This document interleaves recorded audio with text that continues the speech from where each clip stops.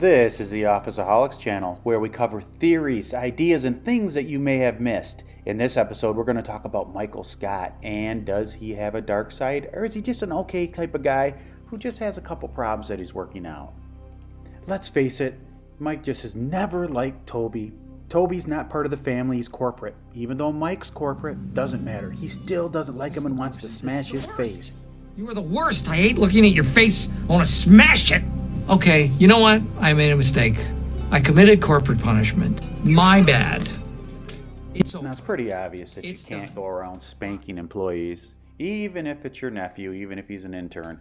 Mike has a violent side.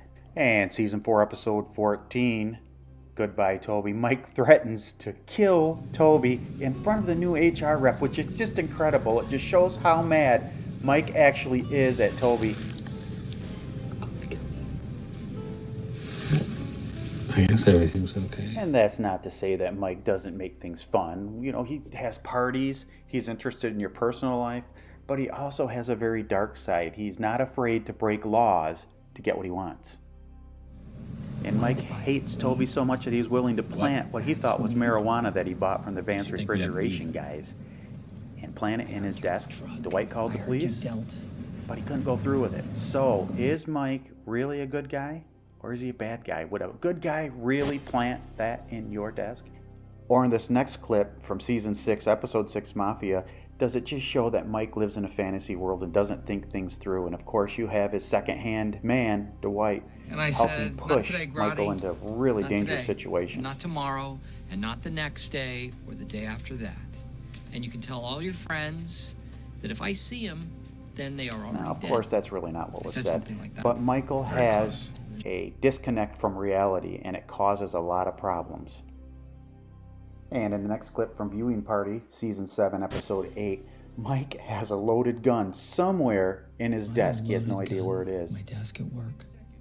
It is crazy that he would say this to somebody. I want you to take that gun and I want you to shoot me like 100 times in the groin until I'm dead, okay? You have a gun in your desk?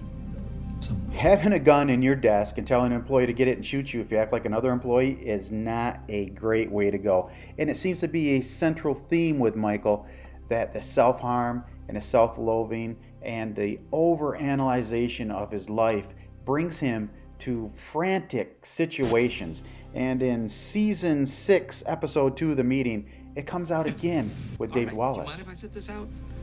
I have so much work to do, I feel like I'm going to blow my brains out. Okay.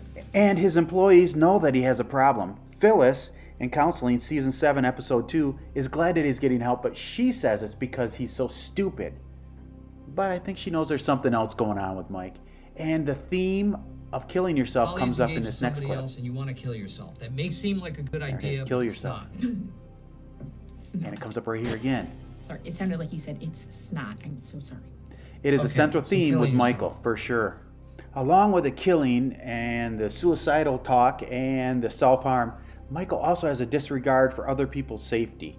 And when you throw Dwight in the mix, it can get dangerous. Just look at the response on Jim's face when they're basically driving around a car with a bomb in the trunk. Or real bombs. No, not Look real at the look bombs. on his Come on, face. it'll He be so cannot believe badass. how dangerous these two are together. Maybe, I don't know. Michael can't determine if they should make real bombs or stink bombs. Says everything about how they work together. Dwight and Michael should not be able to work together.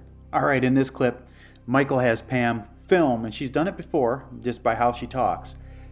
Has her film a manifesto for him because he's afraid that he's going to get fired, and he wants to put a point on why he shouldn't get I fired. swear to God that every single piece of copier paper in this town is going to have the F word on it. The F word. And this level of craziness is far beyond standing on the bow and yelling, "I'm king of the world," like he did on Booze Cruise. You have one day. One day for what? They always give an ultimatum. And that last statement, that's what they do. Well, you know, what he's talking about is like a Unabomber. They'll give a manifesto. He obviously is disconnected from reality and doesn't really know what he's doing. But that's why we like The Office, and especially Michael Scott so much, is because he's not normal. He's not what we experience every day when we go to work, the boring, the repetitive.